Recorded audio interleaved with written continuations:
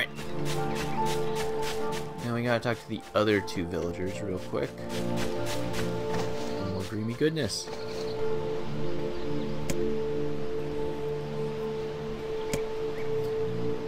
Alright. Yep. God, please don't tell me I have to go back in there. I'm no good at this mind game crap. I'd rather hit something in the face and be done with it. You should spend less time complaining and more time getting on with the mission.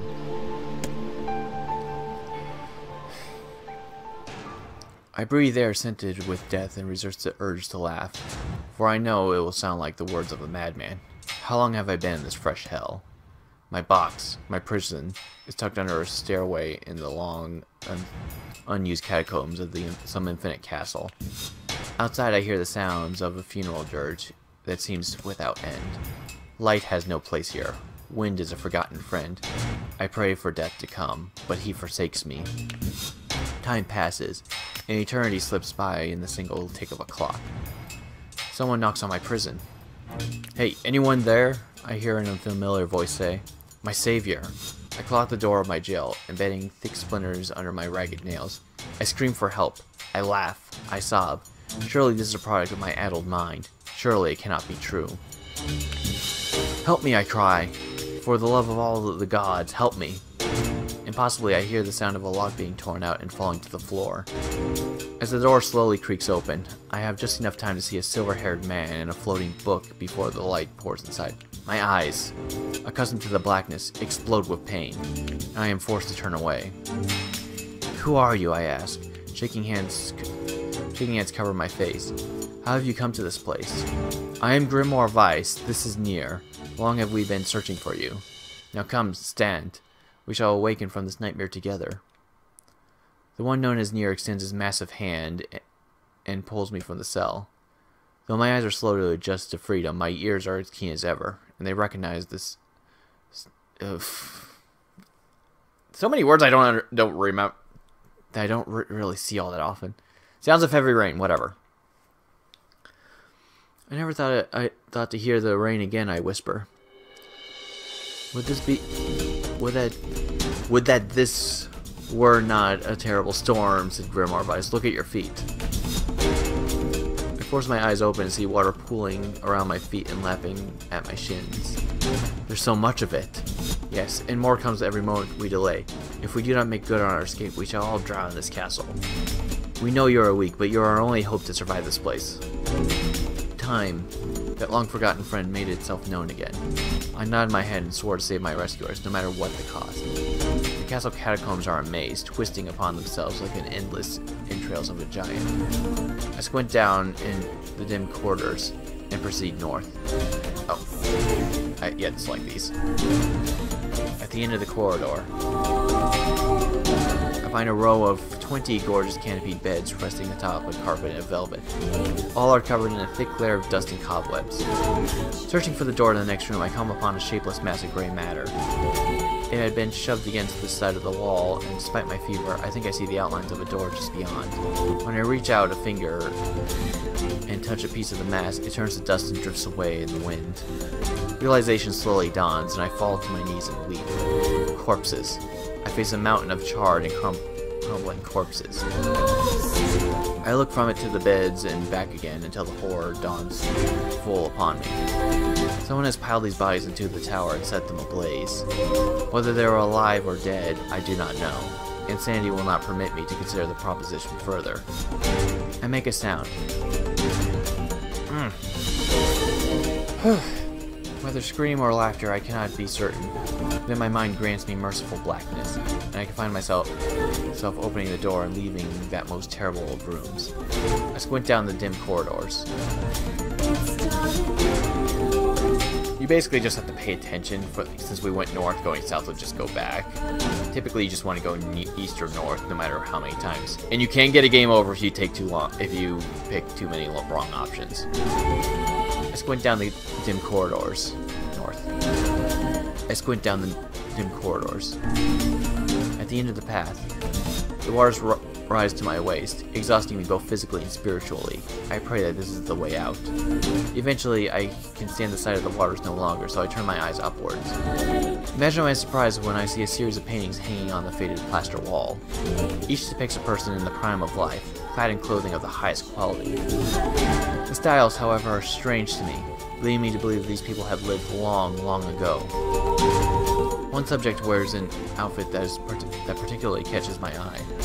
It's constructed of thin, breezy cloth and decorated with a motif of flowers and birds, while encircling the figure's waist is a leather belt of the most perfect construction. It is a stunning costume even by modern standards. I gaze at the portrait, and I am struck with a desire to touch it with my own hands. Yet as I extend a single figure to the painting, I am gripped by the most unpleasant feeling. Staring closely at the image, I see it bend and warp into the shape of another finger.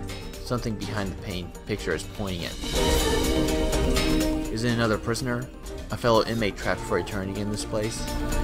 I cannot let it pass, so I seize the portrait with both hands and throw it into the water. The wall is hollow behind the painting, and inside I can just make out a body.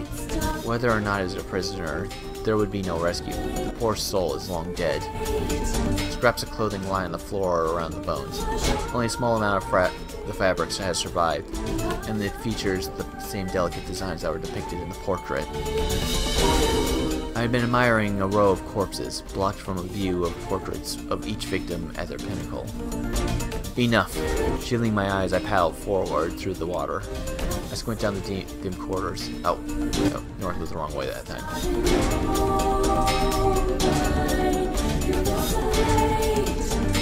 Oh god.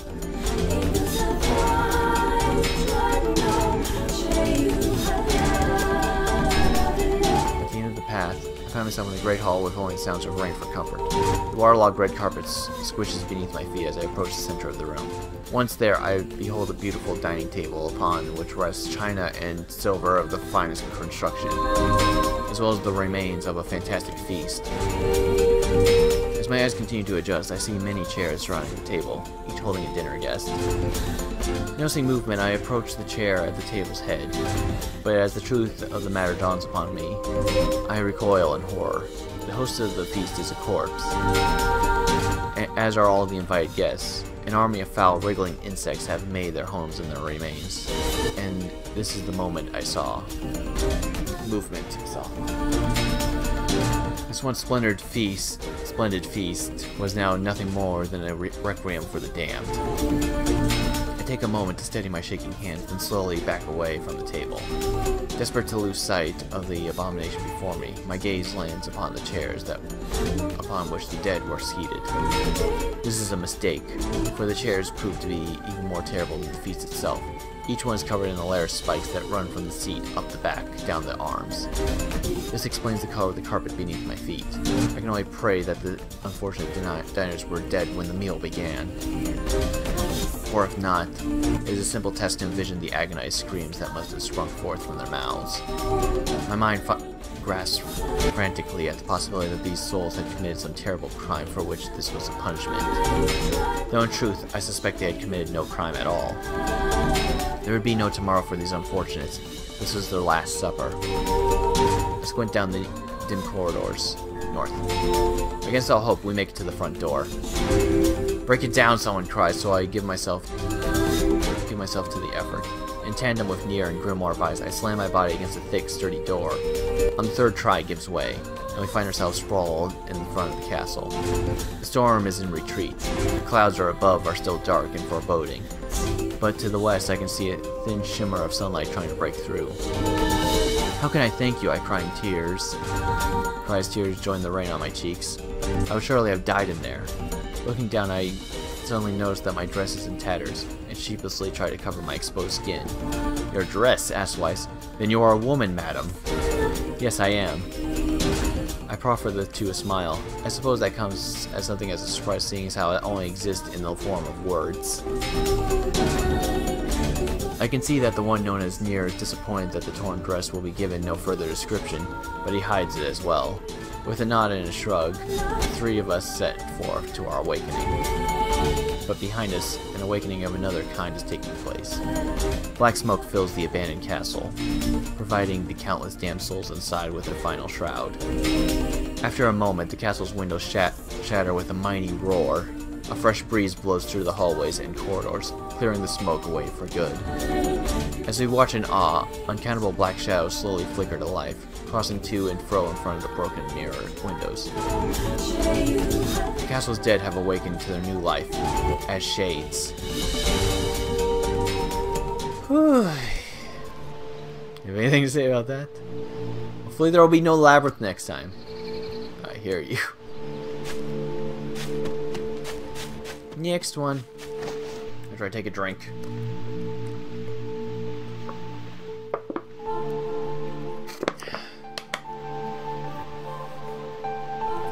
Oh, I thought I was prepared for this part. Oh boy. Oh, whoop. And another victim. This work is certainly trying. I'm surprised, Vice. You're a book, and all this word stuff should be right up your alley. Yes, quite. Well, enough chatter. Let us be off. Okay. A colony of massive sculptures was visible in the distance, their tall forms scraping against the sky.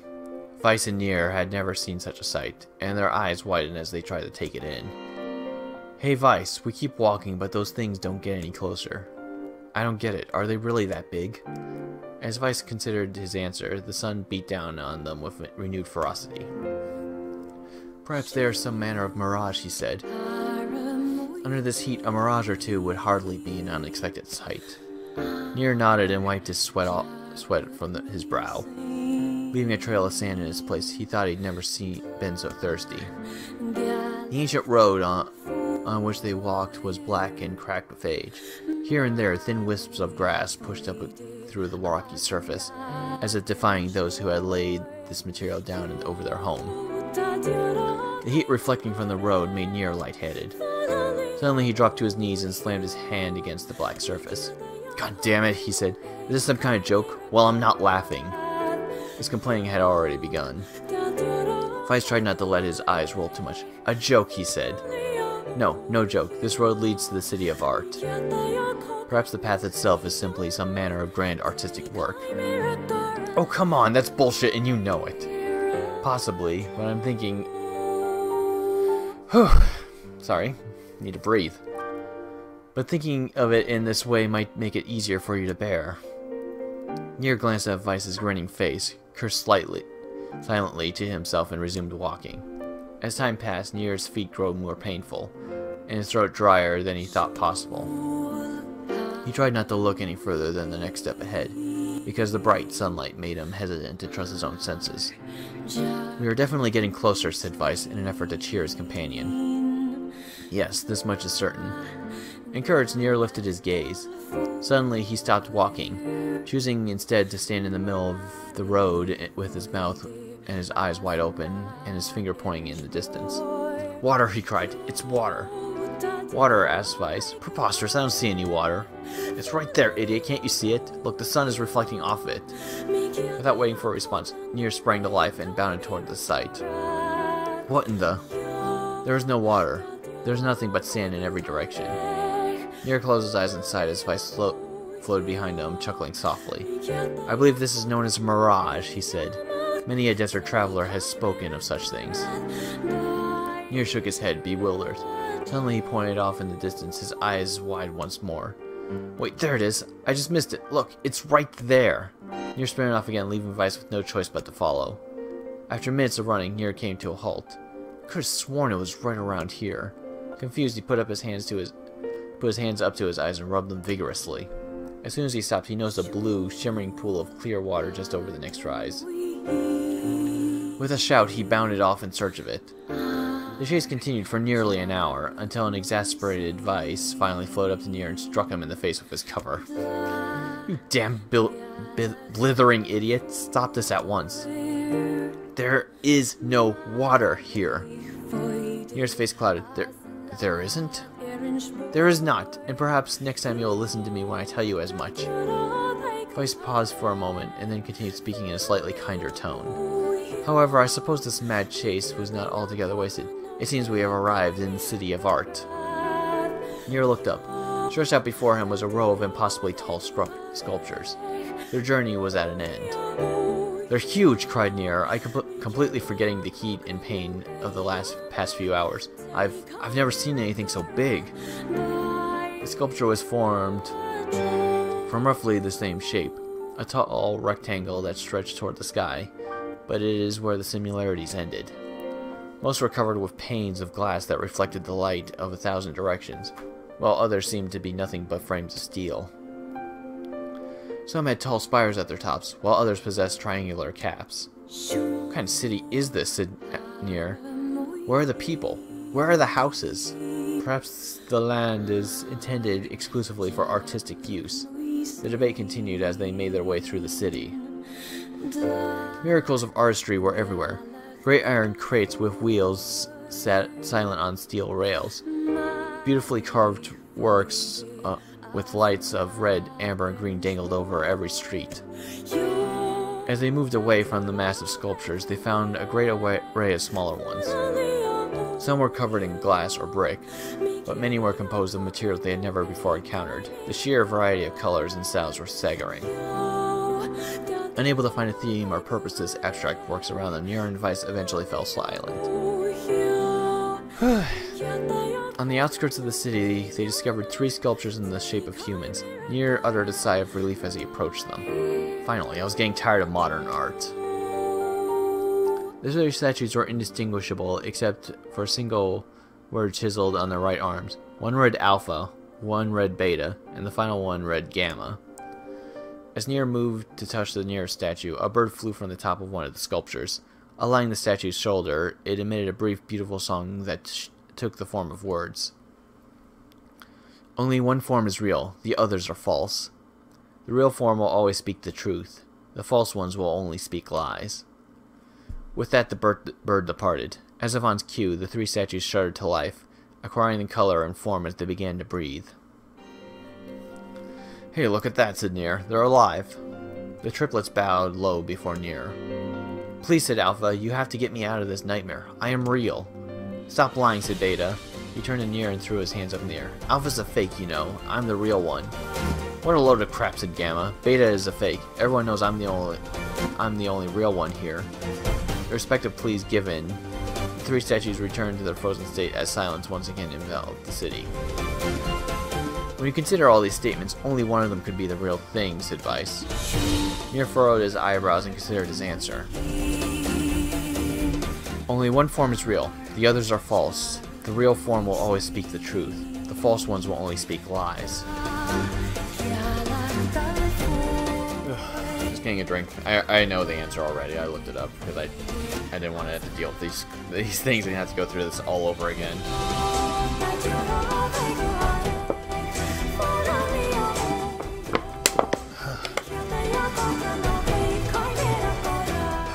Okay, real one's Beta.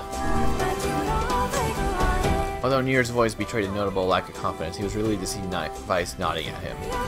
If Alpha were telling the truth, began Weiss in the dry tones of the lecturer, Beta and Gamma would be fakes. Well, in that case, Gamma's claim that Beta is fake would be the truth, even though Gamma is a liar. Therefore, that theory crumbles. Now let us presume that Gamma spoke the truth. That makes Alpha and Beta liars. In this situation, however, Beta is calling Alpha a liar, which would leave us with 2 statues telling the truth. Finally, let's assume Beta is telling the truth. If so, Alpha and Gamma's lies would make sense. Therefore, Beta must be real.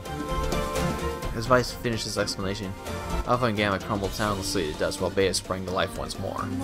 "Congratulations, villager," Weiss said in a cheerful tone. The time to awaken has arrived." "Thank you for saving me," cried the villager. He dropped to his knees and bowed his head as low as it could go before an uncomfortable NieR pulled him to his feet.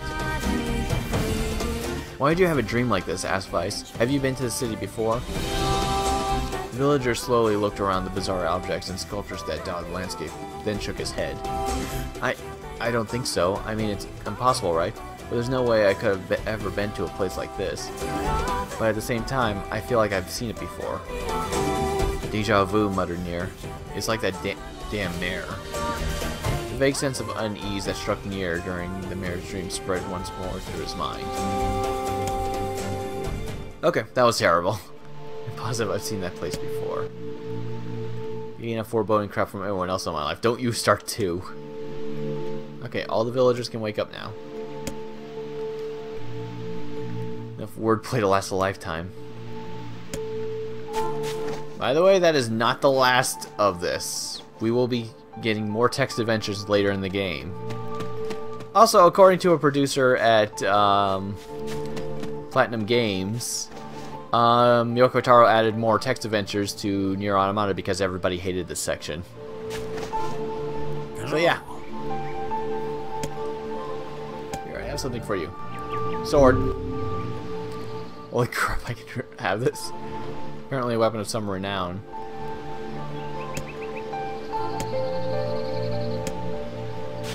Whew. How strong is it? Weaker than what I got. Use power. Magic power goes down by a lot.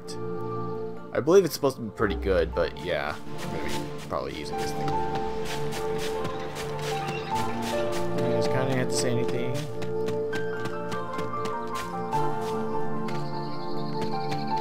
Where'd you go?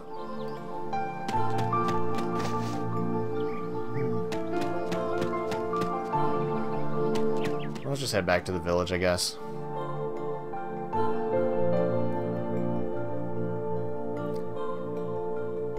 That way I can do grinding off screen. Oh, it was truly magnificent. There are no words, really. Huh. Neat. Let's go back.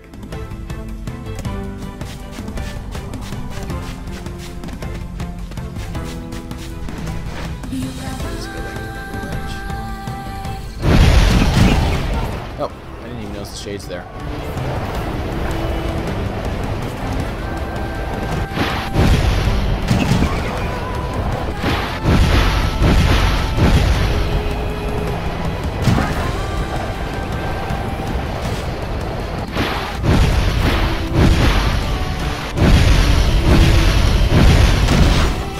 Whatever.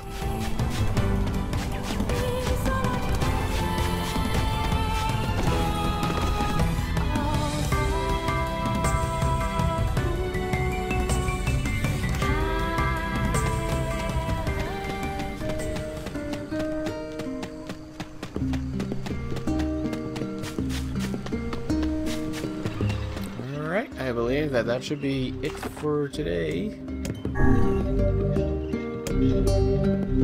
Next time we'll finish up all the remaining side quests and get pretty close to the end of this part of the game. Later.